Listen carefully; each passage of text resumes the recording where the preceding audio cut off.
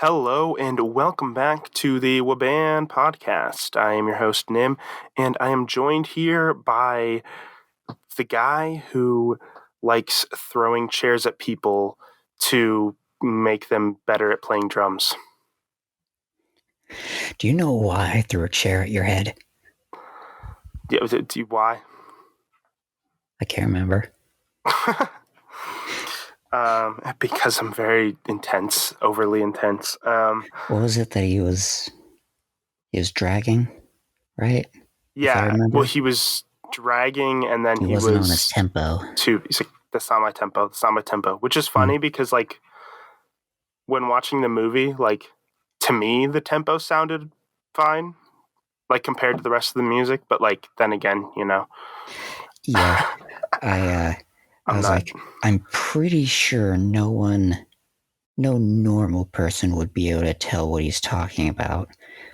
But I'm even worse at music than a normal person, so I'm not sure. Oh, yeah. I'm pretty bad at music. Although when it comes to, like, the tempo and, like, the beat, which is obviously the main purpose of the drums, is to kind of keep the beat and stuff. That's the only part of music I feel like I understand. I'm not, like, don't super understand it, but, like, I have a decent sense for it where I can, like, tell if, like, something's on beat and I can, like, Right. That's the only part of music that I feel like I could ever do. Like, if I ever played an instrument, it would be a percussion instrument, you know. I don't know why I have this. I've just had this for as long as I can remember. I don't know where it came from. I don't know why, but I just have a harmonica. Oh, nice. I don't know how to play it. I don't know where it came from. I just have it. Well, maybe you'll learn how to play it faster if I throw a chair at your head. How's that sound? Honestly, a harmonica is probably the only instrument I would ever try to play. Because it's just, I know how to, like, it's simple enough. Just blow in certain sides of it and certain areas of it, and, you're good. Yeah, that's what she said. I'm sorry. Continuing. So I'm like 12. What is that? So anyways, yeah. So Whiplash is the movie we watched, and this is the first time I've watched it in like a little over 2 years. I'd say like 2.5 years or so, something like that. It's only the second time I've ever seen it. I really like it, but I want to hear your thoughts on it because we didn't really discuss it beforehand. All you said was like, I have very mixed feelings. Feelings. So tell me about that. Well, first of all, I of course wasn't extremely interested in the subject matter. Right. So that's immediately something at the very least. Right. But like objectively, I do see it's a good movie. I see why you like it. It does what it does well. Mm-hmm. However, I would like to say, while I didn't hate the movie, I hated watching it because it's just so tense and stressful. Yeah. Which is definitely, that's definitely the purpose. Because so I watched it on like Amazon. I think I bought the movie on Amazon so I could watch it. Yeah, so I could keep because I already knew I liked it. Right. So like on like Amazon Prime, right? Not like a DVD or anything. But yeah, and I was reading some of the reviews people left for it on Amazon just because I was curious. There was some really positive reviews, and then there were like some negative reviews as usual. The movie pretty much by critics was rated really high. It was like 8.5 on IMDb or something, which is out of 10. IMDb is out of 10. But anyways, like some of the negative reviews were essentially like it was really uncomfortable to watch, and this this teacher is just horrible, and why couldn't he have been nicer to the people? And I'm like, okay, but you're not the point of the movie, right? Like I'm like you're essentially saying the movie's bad and pointless because the character in it is kind of doing something shitty, even though you're supposed to view it as him doing something shitty. Like, that's like saying like, oh, well, this, Star Wars is a bad movie because there's a guy in it who chokes people to death. and that's bad. Like, yeah, that's supposed to be bad. He's the villain, you know. But like, Hannibal Lecter's a terrible movie because there's a cannibal in it. yeah, Silence of the Lambs. No, there's serial killers in there. Yeah. So I was like, I mean, like, it's one thing if you like, I don't know. It's one thing if you have legitimate kind of feelings of like it's one thing if you say, oh, I personally didn't enjoy it, but like I can see, you know what I mean? But to say like Yeah. it's a bad movie because it does what it was supposed to do is kind of weird to me. Like, yeah, you're supposed to be uncomfortable around this guy. It's Yeah. supposed to make you feel stressed out and tense. That's why I wanted to separate the two thoughts where Oh, yeah. it is good at what it does, but I did hate watching it. Yes. For me, it's interesting because, like, I get the, like, you know, you're kind of uncomfortable and you hate watching it as you're going, and like every, you know, step of the way, seeing how hard he works, but then like it doesn't like he'll still like deny him, like, you know what I mean? It's like, oh, you know, this was supposed to be my part, and he's like, nope, you're not doing it. Like little things like that, you're just like, come on. But then like the all teacher's all stick and no carrot. Yes. But the it is very, to me, it was very satisfying once you get to the end though, because it's like throughout most of the movie it's just constant stress and constant like nail biting like tension, like, oh, what, like it's really tense, right? And then the ending has this big triumphant, like you see like him, you know, come to his full potential, where the teacher actually is acknowledging him, is acknowledging how great he is, and he's like, yeah, he wants him to keep going, and he's not like, you know.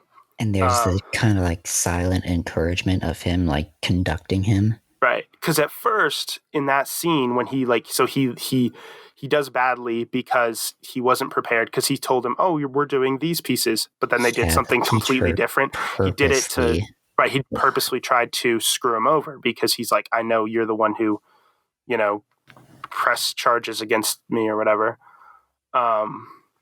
And he at first he leaves, and then he's like, he goes to his dad. His dad's like, it's okay, whatever. And he's like, you know what? No, I'm going back. He goes back out there. Yeah, that moment of where he's just like, I'm not stopping this. He's like, I've worked too hard for this. Something. He's like, I've worked too hard to get to this point. Because if you notice in that part, that scene, I think he's playing literally in like Carnegie Hall, I think. Is that what it was? I think it said, it mentioned like whatever it is, it's a really big deal, like where they're playing. Right. And like this could like make or break his career, right? If he does well, a lot of people will, you know, want to, you know, a lot of big, I don't know, big wigs in the industry are like watching or whatever. And he kind of is like, no, this is the moment that will make or break my career. I have to go back out there. It's a really good triumphant moment, because it's like, after all of his hard work, he's not going to give up, which I really like. But yeah, so he first goes out there, and at first the conductor, I you know, forget the character's name. Fletcher, I think that's it. Yeah, I just remember that part. Yes. At first he's like, what are you doing? Come on. And he's like mad at him for it. He's like giving them these death glares. But as he plays, as it goes on, he starts to be like, hey, you know what? Yeah, I'm glad you came back out here, and I'm glad you're like taking charge of this. Because he notices the, you know. Whenever that started, because at first, like, there's the obvious from a scene before where he met the Fletcher in a bar, and they were talking. He was like, the next whoever it was wouldn't get discouraged. Yeah. And like that entire conversation is like, this guy is a horrible person. I hate him. I don't like the way he does things that show at least a smidgen of compassion ever. But you understand where he's coming from? Yeah, kind of. Like, the thing is, it's bad. It's terrible. But I guess he kind of has a point-ish. Like, I get where he's coming from, but I think his methods aren't the best way to carry out what he's doing, I guess. He's a very the ends justify the means kind of person. Right. And then he's talking to his dad after, choking during the show. And my thought was the half like, no, don't go back. He's not worth it. And half of, well, that person doesn't get discouraged. So, and then he goes back, and I just had this. First, it was satisfaction that he just cut off Fletcher and was showing him up during the concert. Yeah. And that just satisfaction that it was getting him mad over it. Yeah, I liked that. But then Fletcher started getting into it and joining in and helping him along with it. And it's like, okay, this is very bittersweet, but I'm into it. it. Yeah.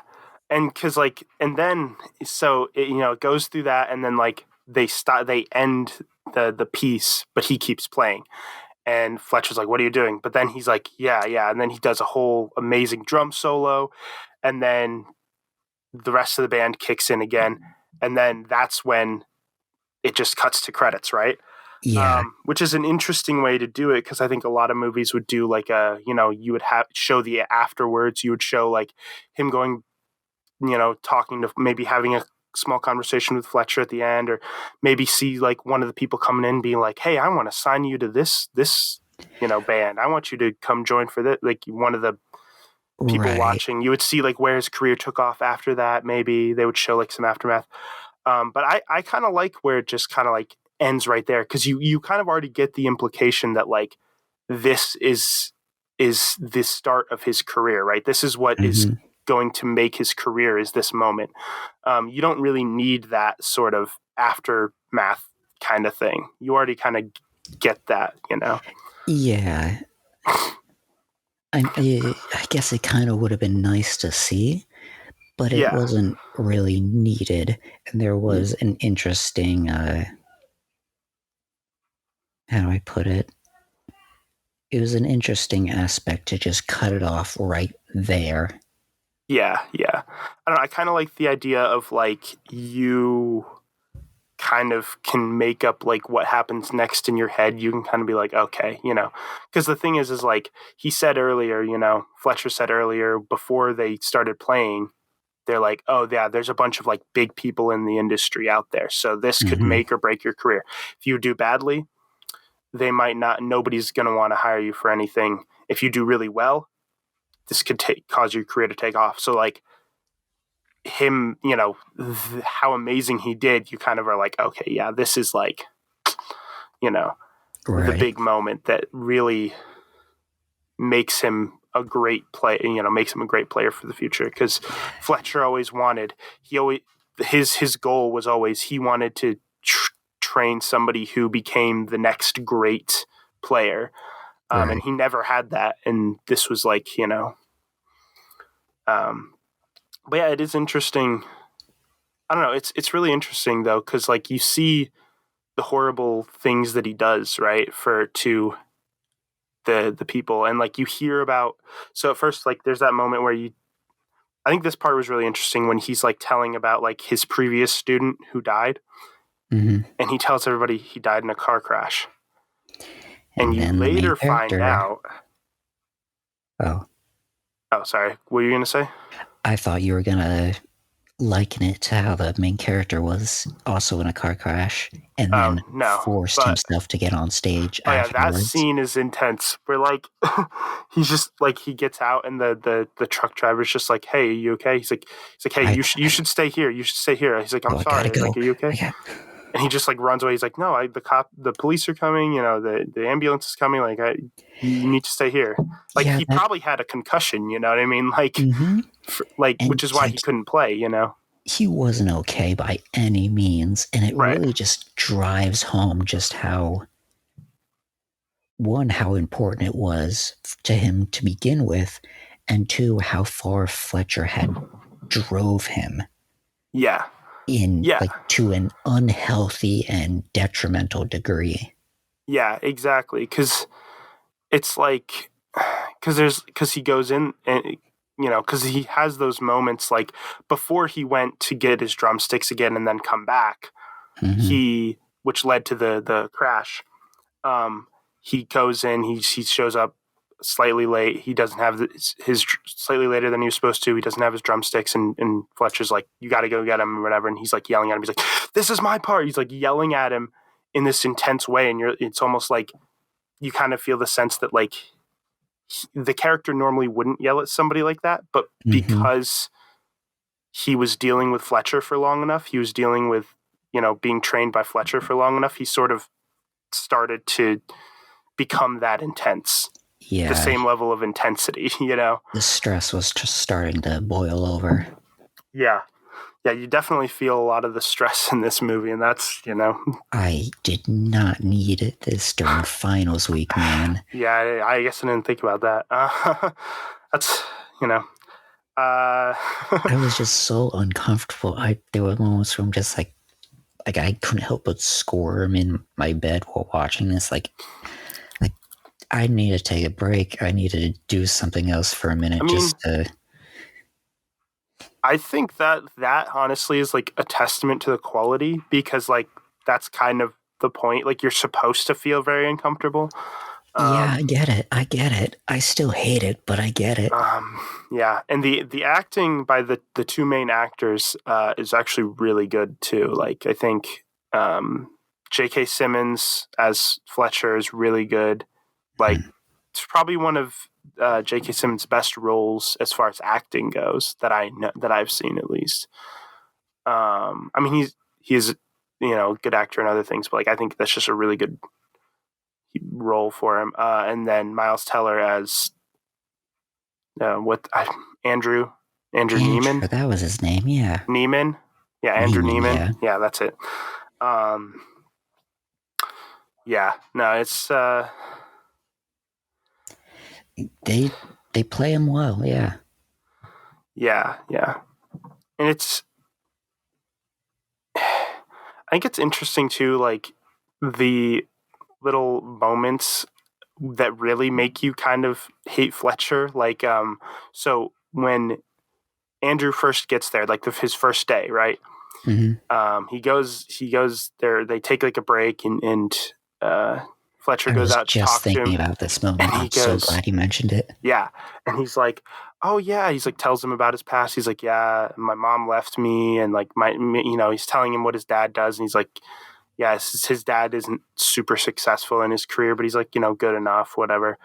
And then he's like, it seems like a nice little moment, like, "Oh, I just want to get to know you," but then he takes what he found out about him to insult him later. He's like, "Maybe that's why mommy left you," and like it's like you're just terrible. That is terrible. That's like he just got done saying that, you just gotta relax. You're here for a reason, and he made him repeat that. And then it switches around, and he's screaming at him, and finally he starts making him repeat something completely different of just "I'm upset." Like, yeah, while slapping him in the face, actually, like this is like actual abuse, and it's interesting because like when you first watch it, you're kind of like, how does this guy get away with like working here as a teacher? You know what I mean? Right. But then the movie addresses that by having him like actually end up having like legal action taken against him, where he ends up getting fired. So you're kind of like, oh, okay, so they did kind of address the idea that like, this is kind of an issue that I did also like the internal conflict with Andrew, like while they were doing that, because he was just like, yeah, Fletcher's a horrible guy. Like, there's no argument about that. However, he has trouble like deciding to go after him for that. Right, because he somewhat understands where Fletcher's coming from with the whole "I'm trying to push people to greatness" kind of thing. Like and it kind of reminds you of like almost the idea of like people who have been abused and they like who don't want to attack the abuser, or they don't want to go after the abuser. It's like this weird. they're like desperately searching for a silver lining. And in the case of like the situation in the movie, I guess that silver lining would be if his methods worked. Yeah. But for the vast majority of people, they just don't. Yeah. Yeah, exactly. Because I mean, at the end of the day, his methods kind of work for him. By the end of the movie, he's like, he has that big moment of like triumph where he's, suddenly this amazing player, like it's kind of implied that he might become like one of the greats or whatever, which was kind of his goal, right? Right. But it's like, okay, but like he kind of went through, first off, Hell. he went through hell for that. And second, and if in his mind that was worth it, that's one thing. But what about all of the other people who also went through the abuse, went through Yeah. everything? Like the It's guy that he kicked out when he wasn't even off tune. yeah, yeah, exactly. But it's kind of like he was legitimately crying, because like yeah, that scene is intense too. But like yeah, it's sort of, but he sort of has this viewpoint of like the you gotta break some eggs to make an omelet kind of that saying like but yeah. It's like Well, and the thing I would is, oh, I would sorry, take continue. his actions like to the point that like it's borderline brainwashing because Hmm. he knows that this kid is so desperate to make it and be good and to be recognized, and he's using that and pushing it so hard and so brutally, and it's just terrible. Yeah. Well, yeah, it is. It is, and it's like it's interesting because like he also uses other people just to help Right. improve Andrew, right? Because he sees like this potential in him, and he goes, so like remember he like brings that one other kid on that he used to be within the other like band or whatever, and he And go then when he like invites him to the jazz band at the he's concert like, hall, he's like, I only used him to get to you, or something I like only that. used him to help incentivize you to work harder or whatever. Yeah. I never thought, I That's, knew he never really took it that seriously or whatever, which I mean, you could kind of tell that character never seemed like he took it that yeah, seriously. he seemed, He was always just kind of like, yeah, whatever. he was much more bubbly, or if you can call it that, at least compared to everyone else in that room, Yeah. in the choir, or not choir. Yeah. What do they call it? Do they call it a studio? Well, the studio was the name of the band. Right. You can just call it a band, I guess, is what it would be. Mm. Like it's a jazz band. I mean, It's jazz, I guess. I don't know. You said it was called jazz, and I don't listen to a lot of music, so this is probably just completely my fault. I didn't see any of the music they played as jazz. I mean, it's like a more intense sort of faster kind of jazz level. I don't know. Mm. I don't know. It's interesting. There's a lot of yeah. I don't know. To be honest, I'm not a huge music person, so I'm not. I don't know exactly, but from what I remember, it was like yeah. But Right, right. um, but yeah. So yeah. And one thing I was gonna mention earlier was so they find out about his previous student who died, right? He Right. says he died in a car crash. But later on, when when Andrew is asked to testify against him anonymously, Mm-hmm. um, they mention that student had committed suicide. Was it because I remember they mentioned that it drove them to like anxiety and depression and blah blah blah.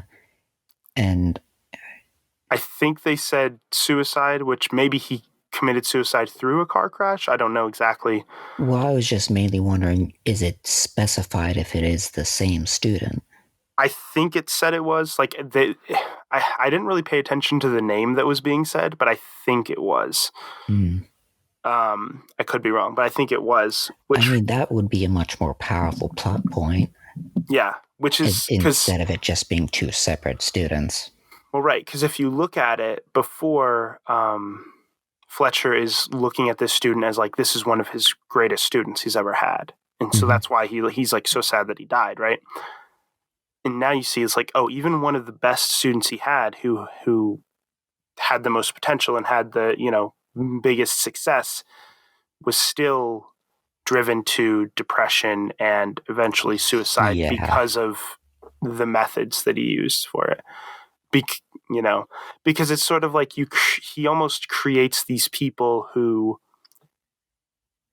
have an obsession of their talent, their music, which is, like I said before, borderline brainwashing. Right, which is fine. It's fine to have somewhat of an obsession with your skill, your talent, but it's like there's a certain level where it's like you should also have a life outside of that.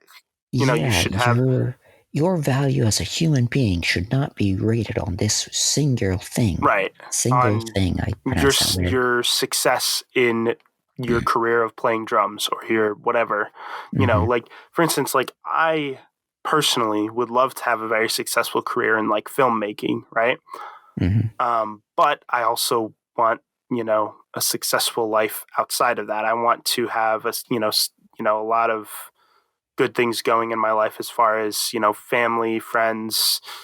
I want to get married someday, have a family, all that kind of stuff.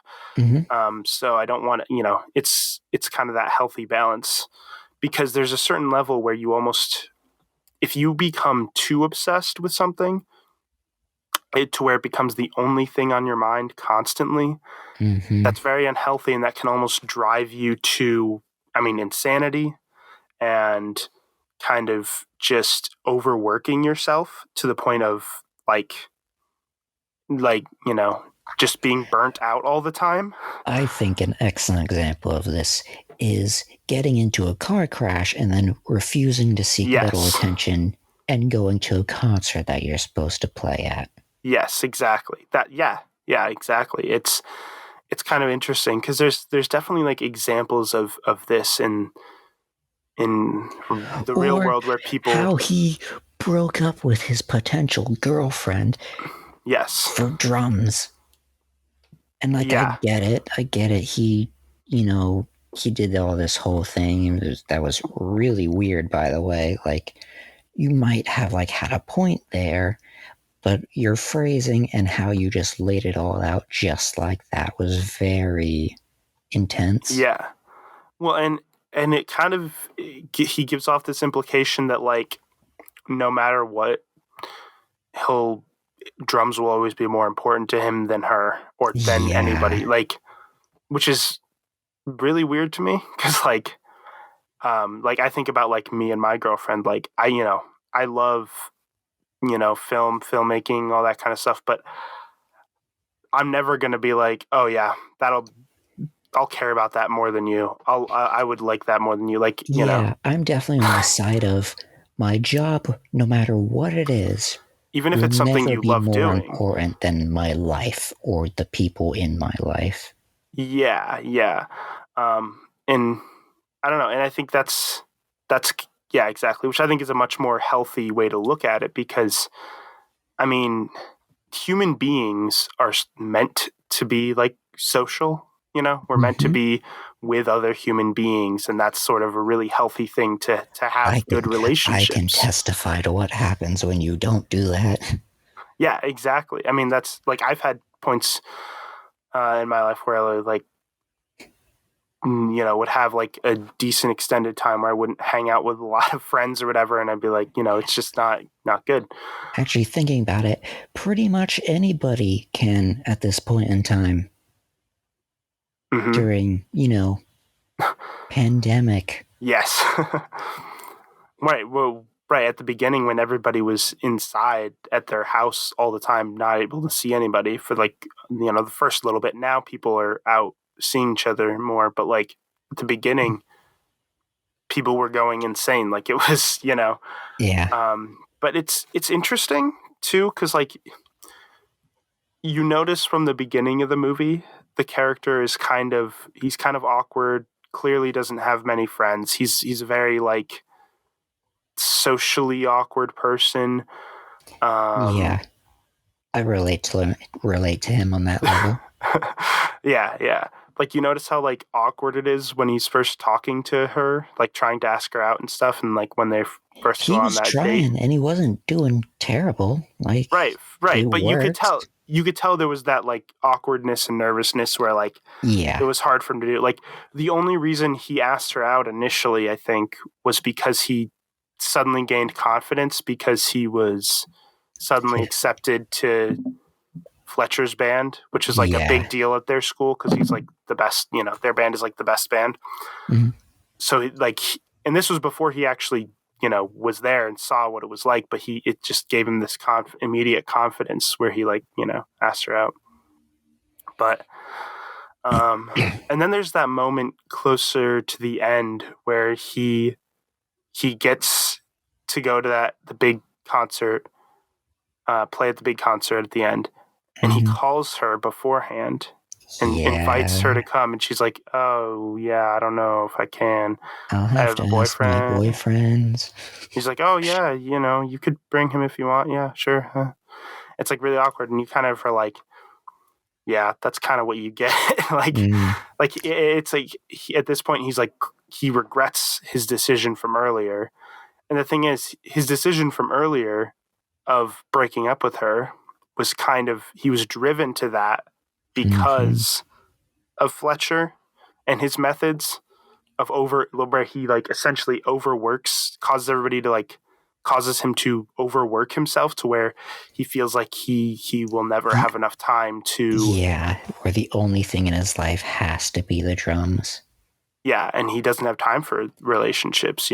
That's kind of she pushes him to that point, or he pushes him to that point. Sorry. Yeah, but at that To where point, he he's breaks like, up with her. he realizes a mistake and he tries to fix it and like go back and try to mend Right. something, or But at it's least too late at that point. Yeah. Because, I mean, obviously she moved on. Probably from that moment, she was like, I'm never talking to him again. You know what I mean? Like, because why would you? He was kind of. Yeah. That's a fair judgment. Right. Because especially the way he explained why he was breaking up with her and wasn't going to go out with her anymore. Mm-hmm. Yeah, I would never want to talk to him again. But yeah, it's interesting too, because like there's also that scene where he's like at his house eating dinner, and like I guess they have like some people over, and their kids are playing football at like a Division 3 college, which is like the lower one, because there's like in college football, it's like there's the first Division 1, which is like the highest.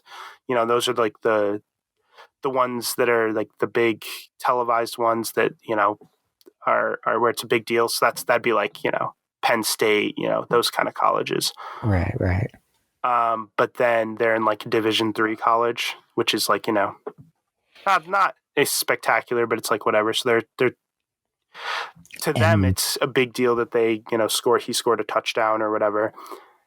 But then Andrew's in like a really big music band in like one of the best colleges, and it's a really big deal, and they don't say anything about it really, and he gets really mad about it, but like kind of jealous. But he also kind of has this weird sort of viewpoint on it where he's like, I'm like, he almost kind of has this like, I'm better than you kind of thought process on it, which is a little like not necessarily. It's like, okay, they're happy that they did good in football. I can get why he is a little annoyed that Noah's giving him credit while giving them credit, but pushing them down like that is kind of just shitty.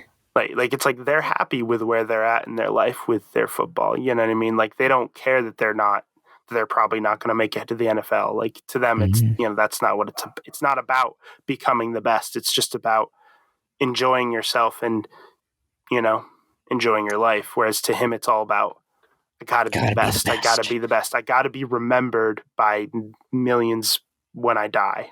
I want to be the best like no one ever was. Yada, Yeah. yada, yada.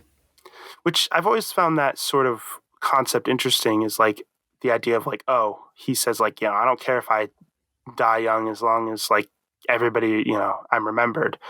Mm-hmm. And it's like, okay, but like at that point, you are remembered after you die by millions of people, but you're also dead. So why does it matter to you? Like, it's kind of an interesting, Yeah. like, And you also kind of, wasted your life being miserable. right, exactly. Because that's the thing, is like, at the end of the day, I personally think like the best way to live your life is by doing what makes you happy, by being happy, Mm-hmm. as happy as you can, enjoying your life. Um, so it's kind of an interesting thing where he's like, as long as I'm remembered after I die, it's like, well, okay, but Maybe you should. There's a way to like be remembered and not get yourself killed and yeah, actually have a satisfying life. yeah. Just Yeah, maybe. exactly. I don't know. It's definitely an interesting kind of thing, but they bring it. I do like that they do bring up like a lot of interesting sort of questions surrounding this whole like idea of like something, a passion becoming an obsession. I think Mm-hmm. is one of the big things, because it's interesting. Like, he's driven to practice so much that he starts bleeding from playing the drums. Yeah. Like, and he starts like, and he has to like keep a The giant ice thing of jug. ice next to his drum set while he's practicing And to that I guess I think they used it as like a cut where he dunked his fist in it and you just from the side you saw all the blood spreading, then it cut to a different scene. Like, why yeah, that's a would you do really, that to yourself? yeah, I mean, that's a really good shot. It's because it really sticks with you. That image really sticks with you, Mm-hmm. and like Especially the amount hits of you. blood in that water. Yeah, yeah, exactly. And it's like, it's interesting because it's like, okay, so it's one thing like, if you, for instance, are playing an instrument for the Mm-hmm. first time, you're just starting to learn it, you're not used to playing it. Like, let's say you're playing the guitar for the first time. A lot of times people will get like blisters when they first start playing or whatever, because their Yeah. fingers aren't used to, you know, strumming guitar strings and like, holding down the guitar strings and stuff. Yeah, But my sister got started playing guitar like years ago, and I remember she yeah, got like weird yeah, exactly. calluses like on So lines in her fingers. when you're just starting out, getting like little injuries like that makes sense. It's normal, right? Mm, But like, obviously he's not just starting out. He's been playing drums for years, so his hands at this point are used to all of that, playing. mm-hmm. So for him to then push himself to the point where it actually starts bleeding and then continue is a lot, you know. Yeah, because he would already have like the necessary calluses of being used to that, and he played enough to wear down those calluses, wear down the skin underneath those calluses, and start bleeding. Yeah. Yeah, pretty much. It's intense. Like, I mean, and that's the thing. I think that's a really effective like way to do it, because it really adds to the intensity of it, because then you can like sort of feel the pain that he's going through Yeah, just to practice more, just so he can push himself as far as possible. But yeah, there's definitely something to be said about overworking yourself, like, and that's always an interesting thing, is like, mm-hmm. in any sort of job or whatever, where people are like really passionate about what they do or whatever, is the idea of like, it can be easy to overwork yourself, and to Yeah, the point of exhaustion, to the point of where you're just burnt out and it's just unhealthy. Especially like if you're and I think I personally am a big proponent of like, you know, rest when you need it. Yeah. Like the thing is like whenever I'm working on something, whether it's like, you know, a big video project, editing something or whatever it is I'm doing, I always make sure to take the necessary breaks I need and take the time to, you know, sit away from it for a little bit and just kind of relax because you're, you know, realistically you need that. Yeah. Yeah, it's interesting because like I was watching this YouTube video recently, Mm-hmm. and they were talking about what I guess is known as crunch culture, right? So, you know, Oh, right. Where where it's essentially, get it so done as fast as possible, get no it matter done by what. it's get something done by a certain deadline. So you Mm-hmm. work really hard at it, which happens a lot in college, right? You get really close. You kind of spread out your work through most of the semester, but once you get close to the end, it's like, you know, a lot of times this happens where you crunch really hard at the end for like a few days at the end or whatever. Yeah, I'm That's guilty of that. right. I And that's procrastinate until an right. unhealthy degree, and then try to get everything done at Yeah. once. That's one thing. But like the video was specifically mostly talking about the video game industry and Yes, it is the terrible in the video yeah game industry. and the idea of like these companies basically being like, oh, this game needs to be done by this date, to the point where there would be never constant crunch, where it'd be like 60 plus hours of work a week each person, each Yeah. developer, for like months on end, to the point where they weren't enjoying their you know their lives outside of it. They were Mm-hmm. just constantly exhausted Well, just cause because they have to get it done by this date. They have to get it out, you know what I mean? yeah, Because there's so much pressure from the consumers and all this stuff, and management, because and a management. lot of the Yeah. time management, they're just management. They don't know how Yes. making a game works. Right. They don't know what programming really means. Yes. So they don't understand the difficulty and how Hmm. long stuff can take. But there's also it's that, and there's also, because from the management perspective, all they're thinking about is the consumer. They're like, oh, the Mm-hmm. consumers want it out by this time. So it's like, so they're like, okay, get it out by this time.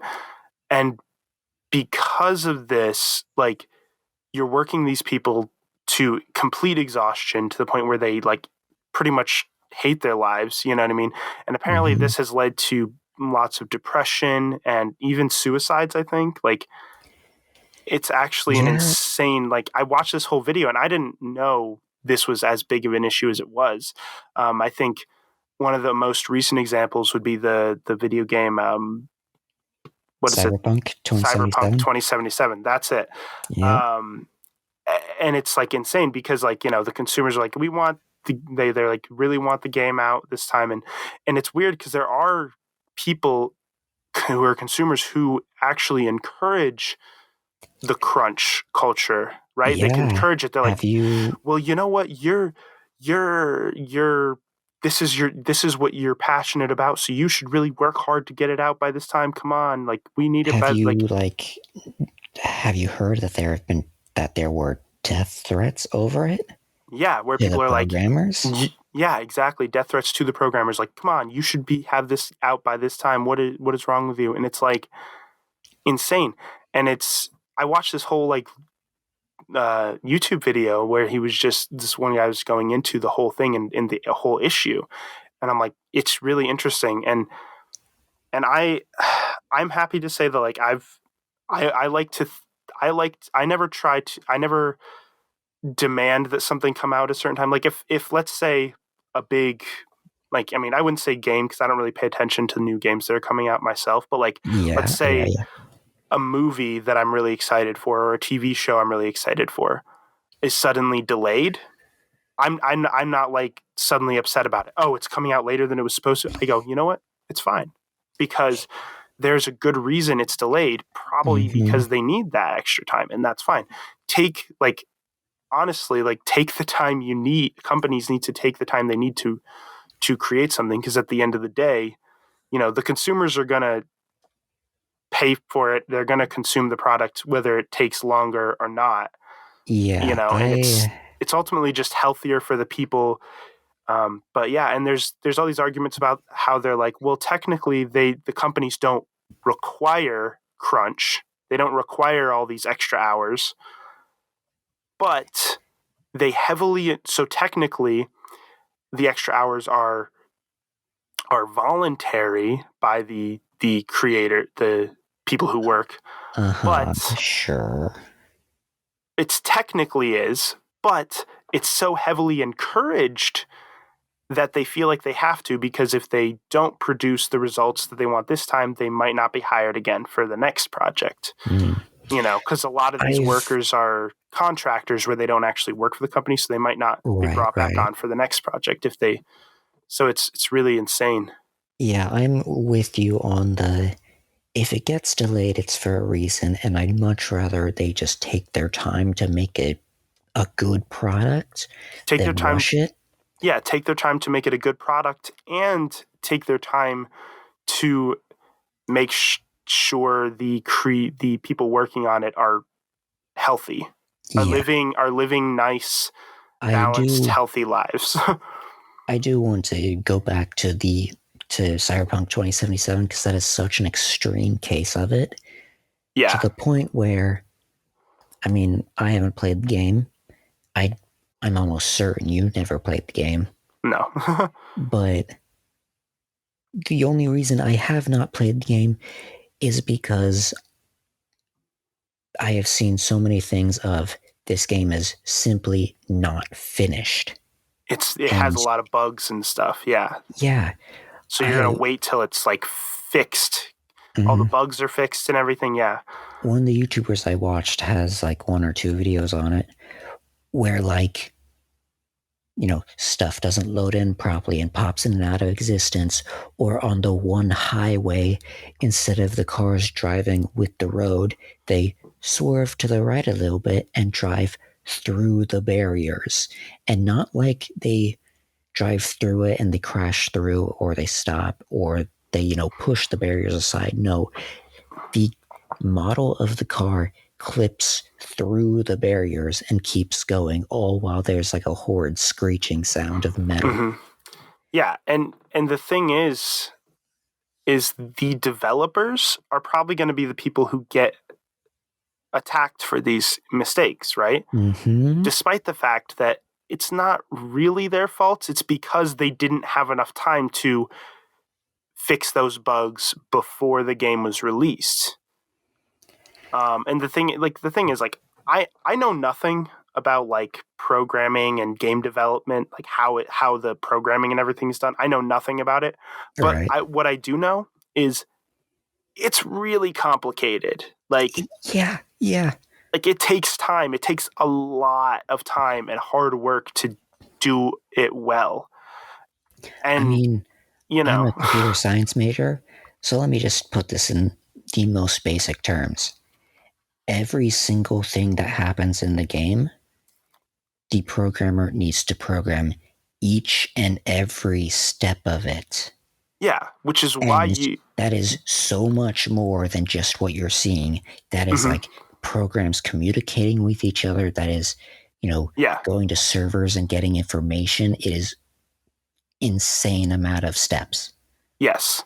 And that's the thing, is like, and then, that's why they have whole big teams to do these instead of just one person doing it. You know what I mean? It's like a whole team of developers, because one person developing an entire, game, unless it's like a really simple small game, but like, something really, really big, complex, like, is just not, I don't even know, like, one person doing that would take literally probably years, Yeah, years. there's indie games that I see pop up every once in a while, like, that are like, yeah, I've been working on this alone for the past like 3 years, and I've gotten this, and it's like, it looks like a neat game, but it is comparably very small to any AAA title. Right. But that's because they don't have the team of people to work on it, and they don't Mm-hmm. have, you know what I mean? If one person is creating a game by themselves, it's going to take forever, you know? But like, yeah, no, it's interesting that there's this kind of entitlement from the consumers where, and I'm not saying all of the consumers are like this, but there's definitely a certain portion that is, where it's Right. like, we need this now, and if you're not willing to put in the extra hours to get it done by this time, then, like, you know what I mean, there's something wrong with you, or like maybe you should, you know, like Yeah. whatever. And it's The like, okay, the cries of petulant children. yeah, and that's the thing, they don't fully understand what putting in a few extra hours really means. Mm-hmm. It means, you know, 60 hours a week, working 14 hours a day for like nonstop for like, you know, months, you know what I mean? Or maybe even more than 60 hours a week. You know, it's, you know. Yeah, no thanks.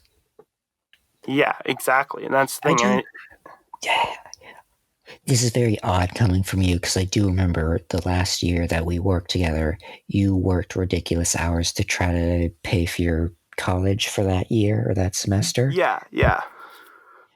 I always looked at you like you are insane. Yeah, I mean, I did. I worked 60 hours a week, and this was at an amusement park. Mm-hmm. Um, Which is Not in fun. some ways better. It's simpler than Well, programming. right. It's not as hard on your brain for sure as like It's a game lot harder development on your is. body, though. Yeah. It's more, right. But like, still, 60 hours a week is a lot. And that's, you Mm-hmm. know, to me, looking back on that, um, I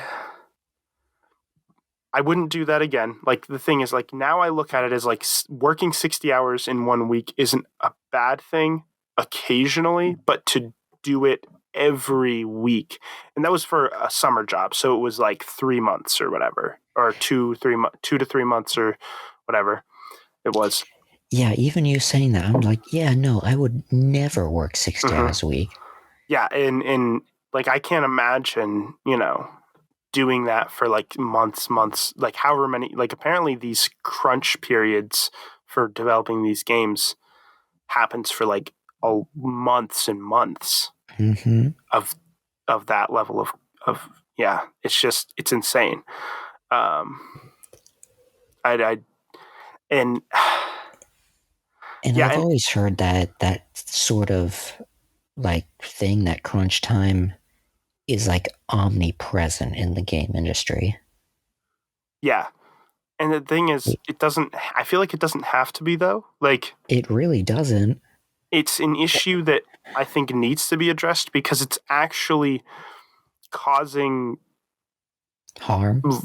causing harm to people's lives. It's causing lots of stress, lots of depression, Mm-hmm. potentially suicide.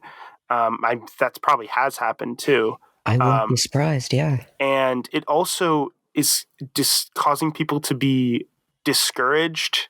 People who might originally want to get into that field to maybe decide not to because of Hey, it. that's me. Exactly. That's the thing.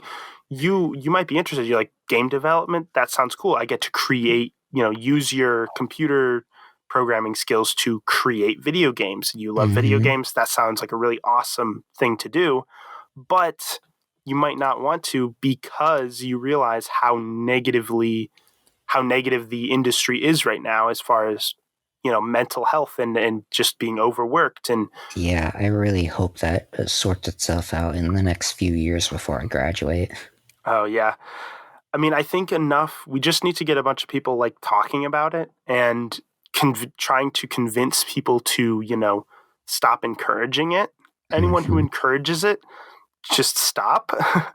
It's not good for people. It's, you know, Yeah, um, I mean, and it's not only an issue in the game industry, but I mean, I think that's where it's the biggest issue. Because I as mean, far as I know, yeah. it definitely does happen in like film industry and, you know, other industries, right? Mm-hmm. But yeah, in general, I think people need to, when you need to understand, like, it's fine to have deadlines, but you need to understand that sometimes like things take time, right? Yes. This is one thing I've noticed in like video editing, for instance. So like I am currently trying to do some like freelance video editing and stuff. Right. Sometimes people don't have realistic deadlines. Like they'll have like they want all this like time and this editing that takes a lot of time and effort to put in and to do properly, to do the way they want it. And Hmm. it's kind of like, oh, but you have till like tomorrow at this time to edit this video. And I'm like, I might be able to do this, but I'll be literally like, working a lot. And even then, I might not be able to do everything you asked. Yeah. It's like, I do think a major problem is the people asking for that don't know what it takes to do something like that. like they'll be like, oh yeah, just add this effect onto this. And to them, it's like, oh, you're a video editor. You can just add that. You can just do this real quick, And it's like, okay, do you know what it takes to create that effect or to edit that specific thing? No, you don't. Like, you don't just throw it in there, boom, done. Like it's, depending on what it is, but yeah, I don't want to give like any specific examples necessarily, but it's kind of a general issue because it's like, and I kind of view it as like, so if I'm hiring somebody for like a job, right? Right. Let's say I'm hiring a video editor and I know nothing about video editing. Obviously I do, but like let's just say I don't. My personal natural viewpoint on it is I will ask them, hey, I mean, I would like it to be done by this time, but how, what are your estimates on like how long this kind of stuff takes? And then if I get, Yeah. so that way I don't necessarily have to understand what the process is, but I understand, oh, there's a lot that goes into the process. So, you know what? I'll maybe extend the deadline or I will ask less of you. Or I'll be like, you know what, the editing doesn't have to be that complex. Let's dial it down a little bit because you don't have time to do, I want to sort Yeah. of, I would, if I were those people, that's kind of how I would handle it. Cause Yeah, you act like a reasonable human I, being and you discuss it with the person so you can understand right, how right. long it'll take and, Yeah. if you Yeah. might need to drop some things. Yeah. And the thing is, what would happen is like, I'd have like a quick little, I have very little time to edit this video. And then you do it. And then you're like, okay, here's what I came up with because I didn't have it. And like, okay, you know what? Yeah, we're not going to take you on. We'll take someone else on as our editor. We'll try to find a different editor or whatever because they're like your edits weren't creative enough or you didn't do enough. And it's like, well, I could have if I had more time Yeah. to, because what I did with this edit, I literally is all I had time to do in your deadline. So it's I don't know, it's kind of an interesting little thing where it's like um, people need to understand that these things take time.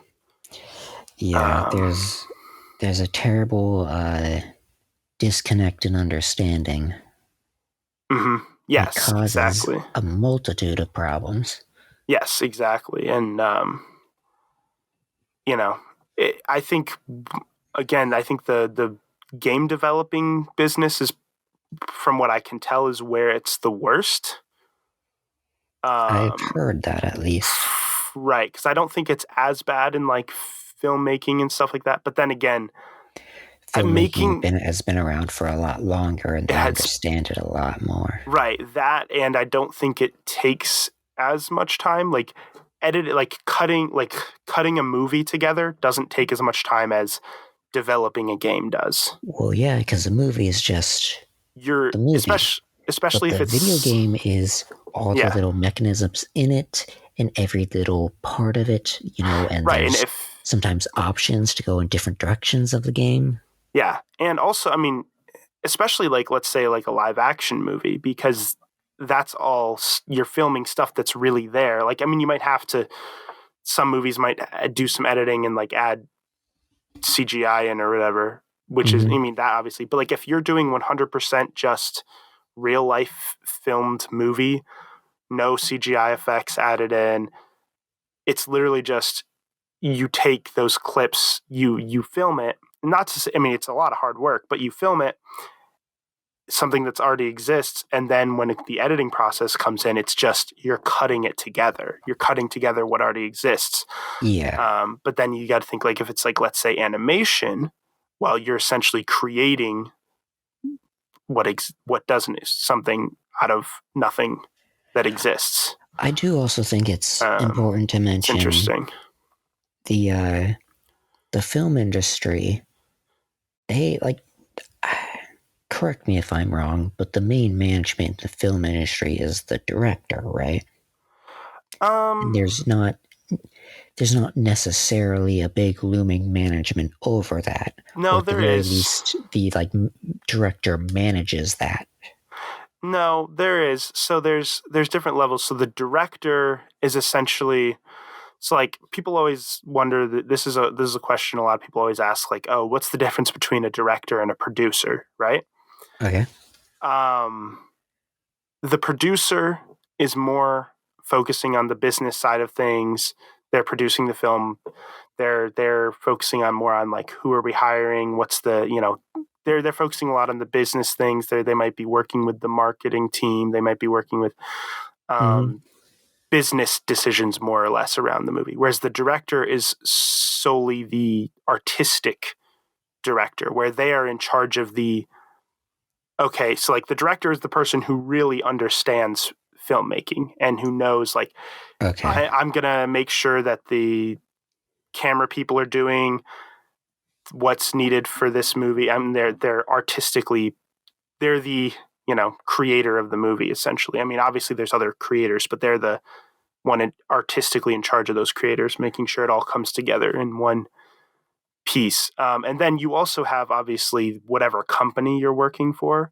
Okay. And they might put deadlines that the director isn't necessarily in charge of. And there's definitely a lot more that goes into it. Now, obviously, it's different depending on, like, if it's an independent production. Like, for instance, if I decide I'm going to make this short film with the camera and stuff that I already own, and then like I'm going to fund it myself or whatever, then I can make all the decisions on like when it's released and stuff, and I can also be the director myself, so that can't happen. But with the big companies, it's sometimes they give directors more freedom, but sometimes they restrict them. It really depends. But yeah, there is like a sort of chain of command where there's like a business people who are in charge of it, of like the deadlines and all that kind of stuff. I think my point still does apply though, because my point was that even though there is this in filmmaking, that there is this overarching management crap, there's I would assume there's more of a communication between like the art and the management, or at the very least, the management has probably been in filmmaking for a while, and so they understand it more. Yes, yeah. And they can estimate stuff, and they understand what will take time. I mean, that's definitely true.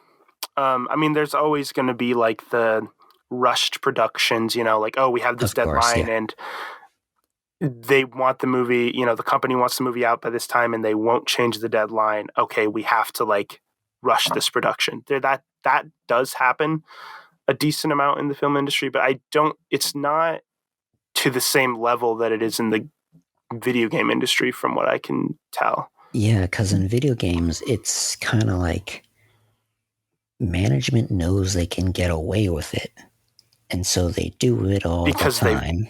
Because they've been getting away with it, and so far haven't really had much negative impact from it. The worst negative impact they've had from it is maybe people complaining about the game because of bugs or whatever that weren't fixed before the game was released. But that's not, at the end of the day, people are still buying the game or whatever. But most of that negative impact is towards the programmers. Right. Exactly. Which is terrible. And that's the thing. And maybe there are situations where you can kind of complain to the programmers and be like, yeah, they didn't do their job well. There might be situations like that, but again, a lot of times it just comes down to the management ruins everything. Yes. Management just let people let people do what they're passionate about, because they're passionate about it and maybe they're good at it. Right. And you hired them to be good at it. So the issue is that the higher ups, the management side of things, they see only their job is to improve the profits as much as possible, right? It's a company, it has to make money.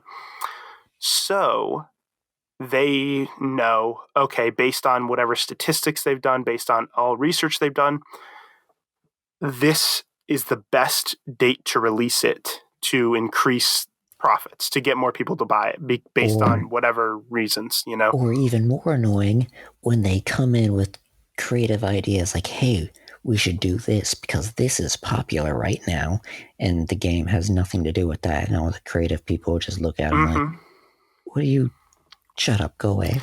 Right, and that's because they're looking at it from, this is popular right now, so therefore it could help improve our profits. People might want to buy it more because that's more what's popular right now. That also happens in the film industry as well, where like there's a creative choice being made that's really interesting and really helps the movie, but the executives and whatever, the company are like, I don't know, that's not a good marketing move, or like, I don't know, it might be more consumer friendly if we go with this choice instead. And then that kind of like, so then they're forced to change something, and then it kind of makes the product not as good. The end product not as good, There's a good example of this, I think, because a few years ago, around when Fortnite came out, all the video game people and their managements was like, we're creating Fortnite, that's wow, everyone likes Fortnite, we'll make something like Fortnite, wow. And so every game was including a multiplayer aspect. Yeah, every game was including a, what do you call that, the battle royale. Yeah, I think I remember that, like every game was doing that. And I was just sitting in my room thinking, but my single player games, I want my stories and my alone time with random characters that are badasses, and I don't know, could I get a dating sim or something, maybe? Anything but a battle royale. Like there's enough of them. Yeah, it's interesting. But that's the thing is, everything is kind of, all of the big decisions are kind of driven by money, because again, it's it's a business. They got to make money. So it's, I mean, why do you think Disney is doing all of these live action remakes of older movies that aren't really that good, but like, people know the product, so it's more likely to make its money back, make the money back than like a completely new product. What the Cats movie looked like. Those nightmare creatures. Yeah, I don't know. I don't remember who produced that, like what company produced that, but yeah, that's, yeah. But yeah, no, it's interesting because, like, the Disney has all these older animated movies that at the time were really good, movies, and are really popular because they were so good. They were, so well made. There was a lot of artistic integrity in those movies. Artistically, they were put together really well. Great movies. But they're like, oh, people love these movies, so we can just repackage it in like a different version and make more money. Because, you remake, if you remake The Lion King, you are pretty much guaranteed to get a pretty big profit because everybody knows The Lion King. Everybody loves The Lion King. So, but then you're guaranteed more of a profit than you are if you just kind of create something completely new. So that's what, it's all the decisions are driven by money, and it's kind of an annoying thing, but at the same time, it is a very annoying thing. Yeah, but it makes sense because it's like, okay, it is a company and it does cost money to make something. So they don't want to pay the money to make something unless they believe that it will make enough money back for them. Yeah. That's the issue. That's what I say. I don't care about your profits. I just want a good game that I can enjoy. Right. Yeah. And I mean, at the end of the day, that's the issue, because it's like, it costs money to make something, so therefore they're going to be very selective of what they decide to make to fund, because I mean, that's why it's nice to make creating content, like, let's say, writing a book or making like fun, cheap little YouTube videos or whatever, is almost is kind of nice, because it's like, okay, there's not much of a risk value in there, because it's like, it costs like nothing to do. I can write a book and I mean, yeah, it costs money if you want to get it like published, but nowadays with the internet, that's not as important anymore anyways. Yeah, just publish it online. Right, exactly. And it's any like free website. It's like, I can write a book for free. The only thing I'm taking up when writing a book is my time, my own time, So, but when it comes to something like a movie or a video game, you need a lot of money to go into it to produce it. So, unless it's like, and if you don't, it's been getting easier. I know. Oh yeah, which is great. I love that. Like on Steam, you can just post a game. And it's probably more complicated than that, but it's not like impossible. It is nice to see that, like, as time goes on, it does become easier and easier for regular people to create things and to distribute those things. Because another thing that was always an issue back in the day is like, okay, you can create. Let's say I make a movie for pretty cheap. I'm really good with my budget. I make it decently cheap, and it turns out to be a pretty good movie. Okay, well, how do I get people to see it?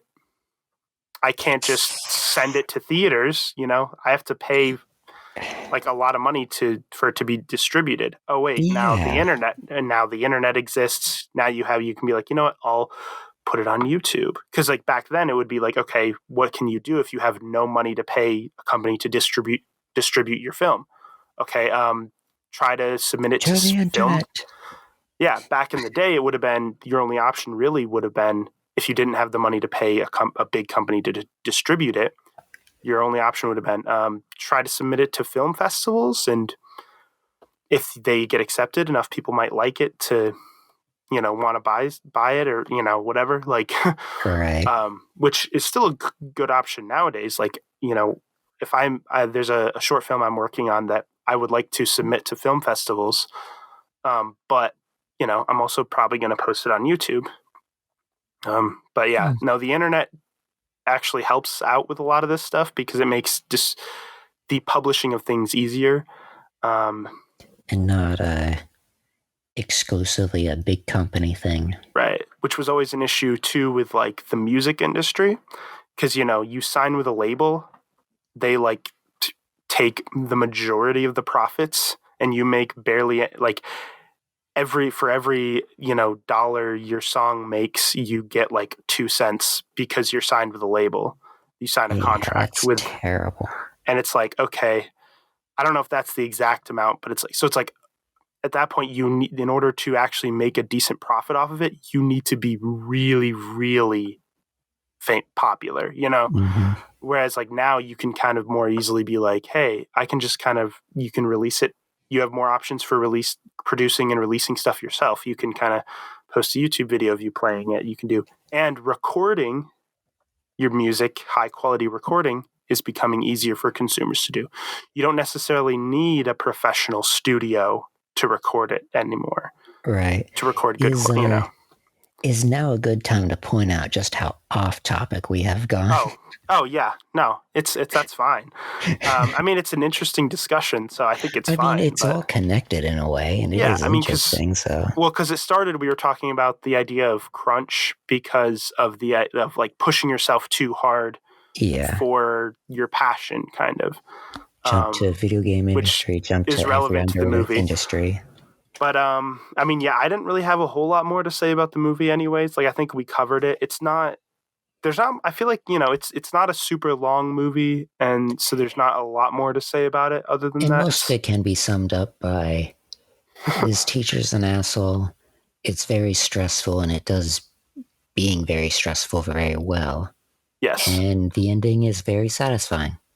Yes. I mean, yeah, that's it. But you definitely, I do really like the movie, though. It's great. And it's fine, though, because we had a very interesting discussion beyond that. So there you go. Yeah. Yeah, I don't know if you have anything more to say. No, not really. Because we're over an hour, so we're at the point where we can probably end. Mm-hmm.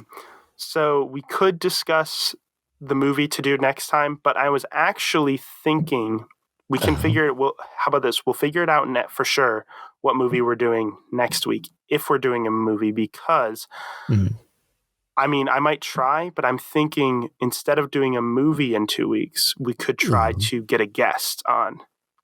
Oh, and who? Oh, wait, is that it? I have... That's spoilers, or?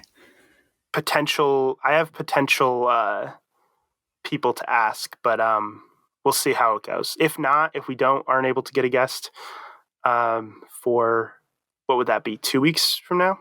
Yeah, so episode 11. Episode 11. If we're not able to get a guest, then we'll just, by next week, we'll decide on a movie to watch instead. But I will try to see if I can get a guest. So that is a potential. We'll see what happens.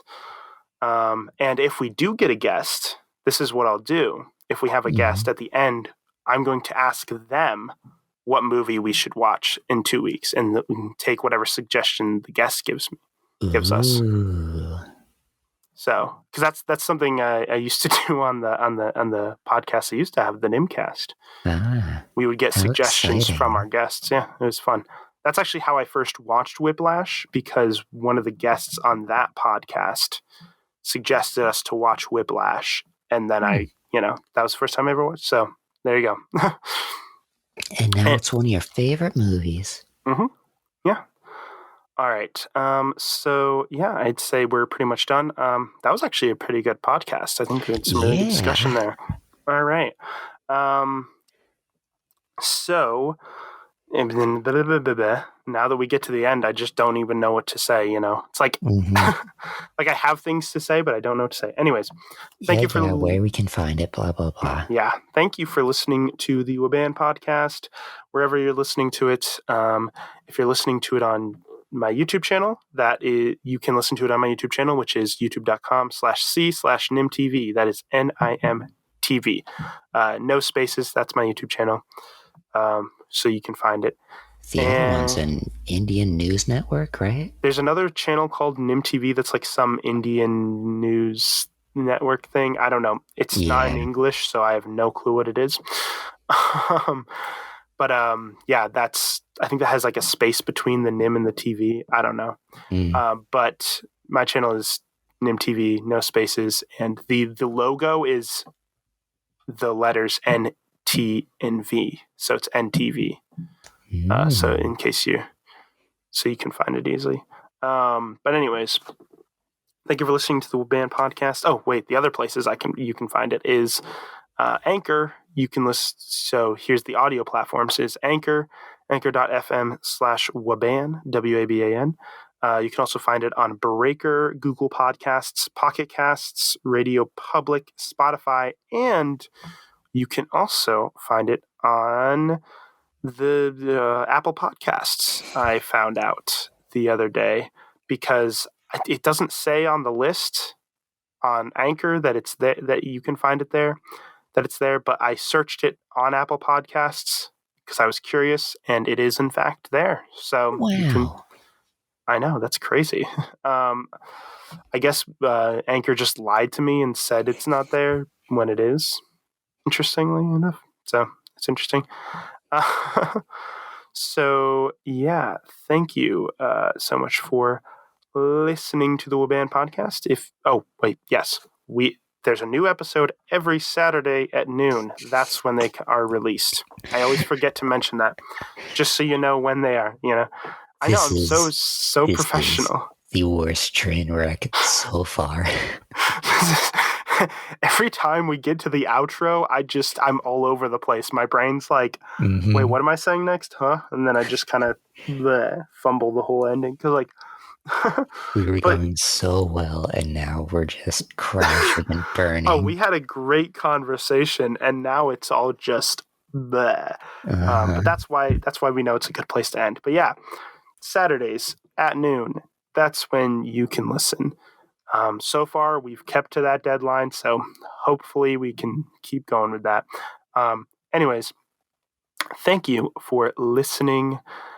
I have been Nim. And I'm the goodest boy. Goodbye, everyone.